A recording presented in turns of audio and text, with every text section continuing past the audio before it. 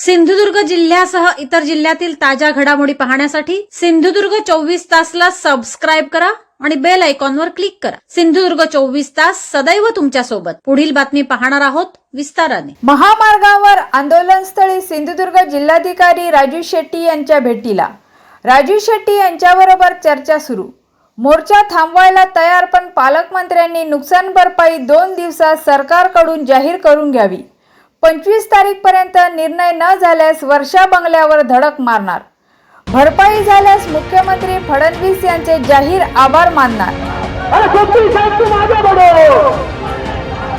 अरे अनुदान के हक्काचा, अरे अनुदान के हक्काचा, कर्जमाफी आमच्या हक्काची, नुकसान भरपाई आमच्या हक्काची। शेतकऱ्यांवर सरकारचं करायचं काय? शेतकऱ्यांवर सही करणाऱ्या सरकारचा, शेतकऱ्यांवर सही करणाऱ्या सरकारचा या कृषी मंत्र्याचं करायचं काय? या कृषी मंत्र्याचं करायचं काय? या पालकमंत्र्याचं करायचं काय? या पालकमंत्र्याचं करायचं काय? या बंधू सरकारचं करायचं काय? या बंधू सरकारचं करायचं काय? या बंधू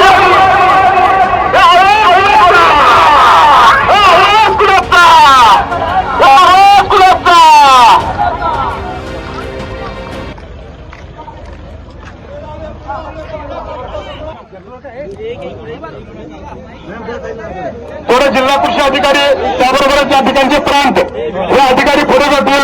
सर्व शेतकऱ्यांनी त्यांना पुढे सोडायचं आहे।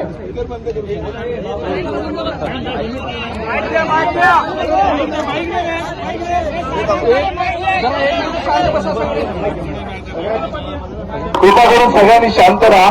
जिल्हाधिकारी आणि राजू शेट्टी साहेब चर्चा करतात। थांबारे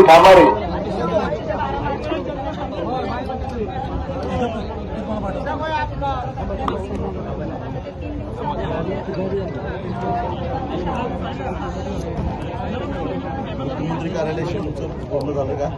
काय म्हटलं?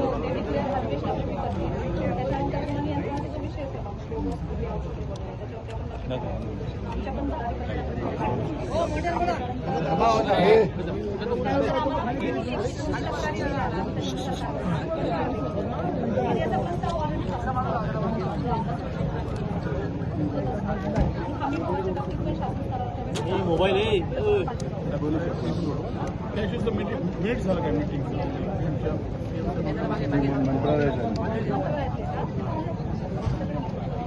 आम्ही कसं करवायचं? मीटिंग झाली काय करायचं? म्हणजे एखादी सरकारी अधिकारी झाली ना पाहिजे। बरं ना, तुम्ही होता मीटिंगला, मग तुझं मीट सर माझी असते ना। नाही पण मॅडम तुम्ही काय केलं पाहिजे? जर तुम्ही प्रशासनाच्या वतीने तर खासदार माजी खासदार राजू शेट्टी यांनी आंदोलन झालं। तुम्ही राजकीय लोकांना काय ते करू शकता? प्रशासन म्हणून तुमची जबाबदारी होती की ज्या नेतृत्वाखाली आंदोलन होतं त्याला तुम्ही बोलवलं पाहिजे। साहेब तुम्हाला आलेलं आमंत्रण म्हणजे त्याला बोलवलं पाहिजे। तुम्ही तुमची पण जबाबदारी होती। तुम्ही आज प्रशासन म्हणून मुंबईतच होतो, नाही तुम्ही दिल्लीत असता तरी साहेब गेला असता ना। म्हणजे तुम्ही काय केलं? आता प्रशासन आम्ही त्या सहकारी सुद्धा आमचे व्यासपीठावर होता। तुमच्या म्हणजे पालकमंत्री सुद्धा आम्ही रिस्पेक्ट केला, त्यांच्या भूमिकेच्या। पण तुम्ही साहेब प्रशासन म्हणून एकाच ठिकाणी हे केलं की त्यांना बोलवलं असतं तर त्यांनी विषय झाले असते। आज हा प्रसंग आला नसता। आता मिनिट्सच नाही ना, मिटिंगच्या मिनिट्स कुठल्या अधिकारी म्हणजे जेव्हा शासकीय मिटिंग होते त्या मिनिट्स होतात, त्या मिनिट्स कुठे आहे? आता तुम्ही ही आज 3 दिवसात करतो म्हणजे आता मॅडम मिटिंग जाऊन 3 दिवस झाले। 12 मार्चला मॅडम नाही इथे मिटिंग झाली। हां बाळ परत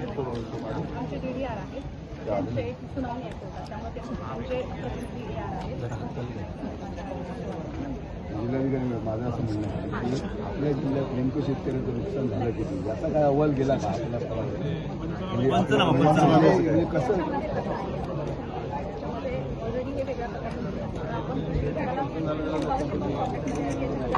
नोटीस होती आणि त्यानुसार सगळं पंचनामे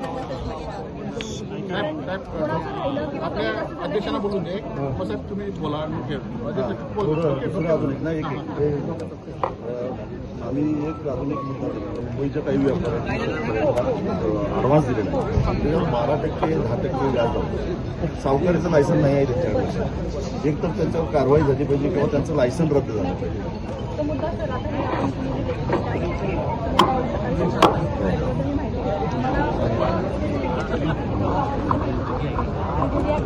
म्हणून मी DDRला मी त्यासाठी बोलवलं होतं की बाबा पणन खात्यामार्फत त्यांचं लायसन, कारण मुंबई KPMCमध्ये त्यांचं रजिस्ट्रेशन आहे.